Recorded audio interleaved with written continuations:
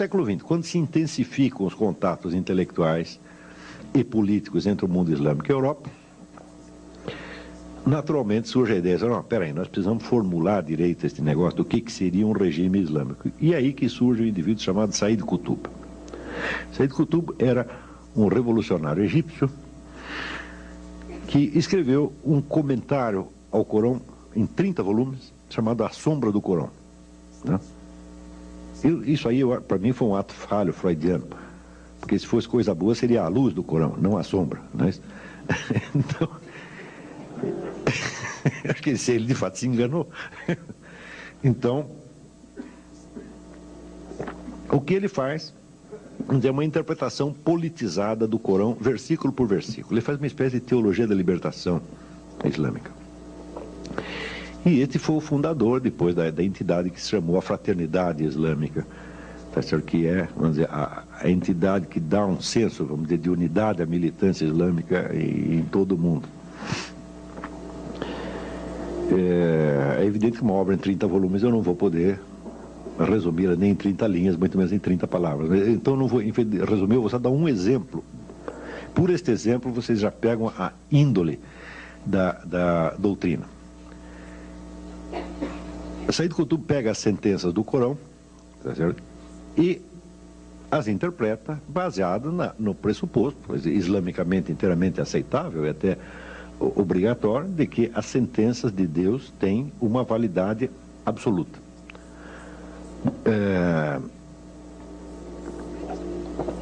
Uma das sentenças diz o seguinte: há uma definição corânica de tirano. A definição é a seguinte: tirano é aquele que proíbe o que Deus permite ou permite o que Deus proíbe. É boa a definição, é ótima, não é isso? Se você entender, vamos dizer, a palavra Deus no sentido que se deve entender, que é, vamos dizer, aquilo que é o fundamento mesmo da ordem da realidade, não é isso? Então, vamos dizer, o tirano é o sujeito que ele quer, vamos dizer, tornar possível aquilo que na realidade é impossível. E quer tornar impossível uma coisa que já era perfeitamente possível. Não é isso? Então a definição não é ruim, não. Mas vejamos como Said Qutb a aplica. Ele diz, muito bem. Se, então, a única lei válida é a lei que Deus enunciou, que leis válidas existem? Então ele raciocina de acordo com uma ideia da corânica também, que é a ideia do povo do livro. Tá certo? Por exemplo, os judeus são um povo do livro. Por quê? Porque eles têm um livro sagrado que lhes foi dado por Deus. Os cristãos também, e assim por diante. Tem uma série de povos do livro. O povo do livro recebeu uma mensagem divina. Então, de certo modo, é um povo obediente a Deus. Porém, de acordo com a tradição islâmica, todos esses livros que foram recebidos pelos povos do livro foram copidescados e falseados por uma sucessão, tá certo, de editores bem ou mal intencionados. Então, só sobrou um livro confiável, que é exatamente o Corão. Olha, você tem essa tal de Torá, o negócio é bom, foi Deus, tá, mas vocês mexeram tanto nisso que você não sabe mais o que é, o que não é. Então, eu vou resolver o seu problema. Toma lá o Corão, tá certo, que é a última edição, tá certo, fiel e estável. Né? Você lê e diz, mas não parece, né?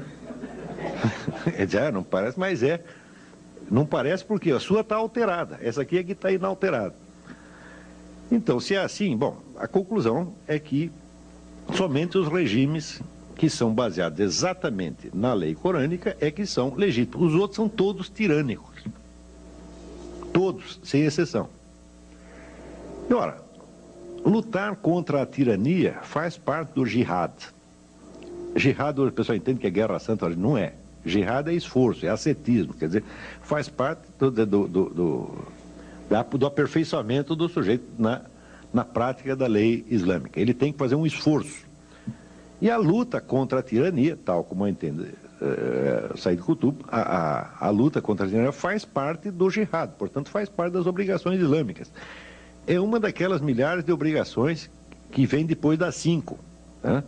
Começa com 5 e termina com 40.005. Quando chega na 30ª, 90ª, etc., tem o jihad. Resultado, todo e qualquer cidadão islâmico que esteja vivendo num país sob regime não islâmico tem a obrigação de lutar para derrubar o seu governo.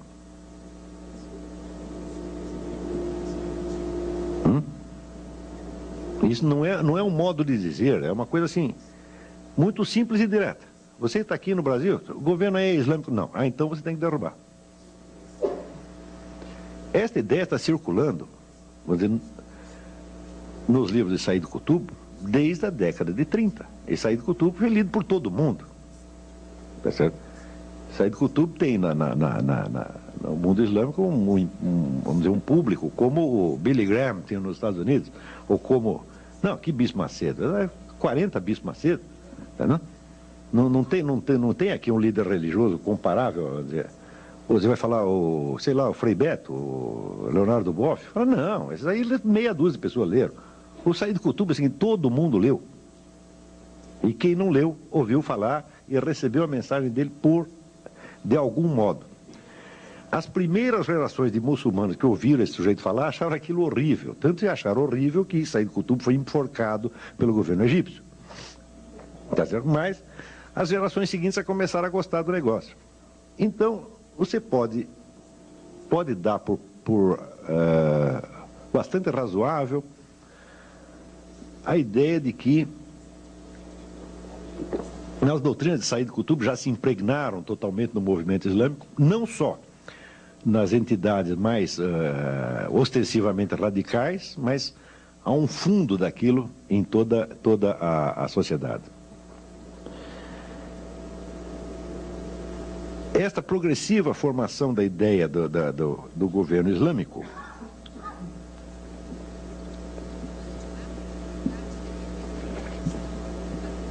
chega, vamos dizer, a uma espécie de perfeição mais modernamente, nas últimas décadas, quando se forma a ideia de que o Islã, por ter uma mensagem divina, tá certo?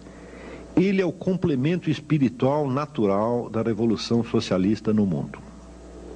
Então, primeiro tem que haver a revolução socialista, a qual, porém, lamentavelmente, deixará o homem desarraigado da comunidade e desligado do sentido último da vida. Porque a revolução socialista é toda feita em função de pretextos meramente econômicos, é uma justiça meramente econômica, uma coisa assim.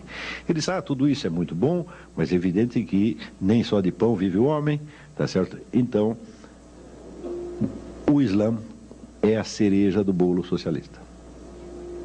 Quer dizer, depois de feita a Revolução Socialista, nós indicaremos ao mundo já socializado o caminho de Deus, tá certo? Então, digamos que o socialismo seria para o futuro mundo islâmico mais ou menos aquilo que Júlio César foi para a civilização cristã. Ele é o único unificador do mundo antigo, e a partir da hora que unifica o mundo antigo, então entra uma nova, preparado o corpo da Europa, então tem uma nova mensagem que dará uma nova vida espiritual à civilização.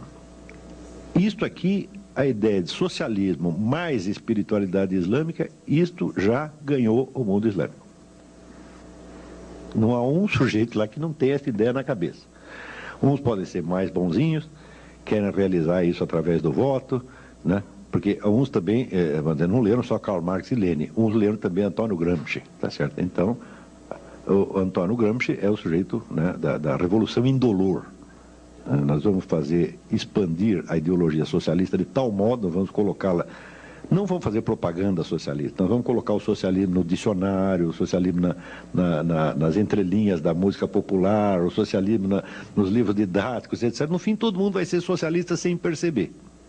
Quando todos forem socialistas sem perceber, tá certo? Daí passaremos para o socialismo, assim, num passe de mágica, sem necessidade de nenhum trauma. Então, existem também os islâmicos gramscianos.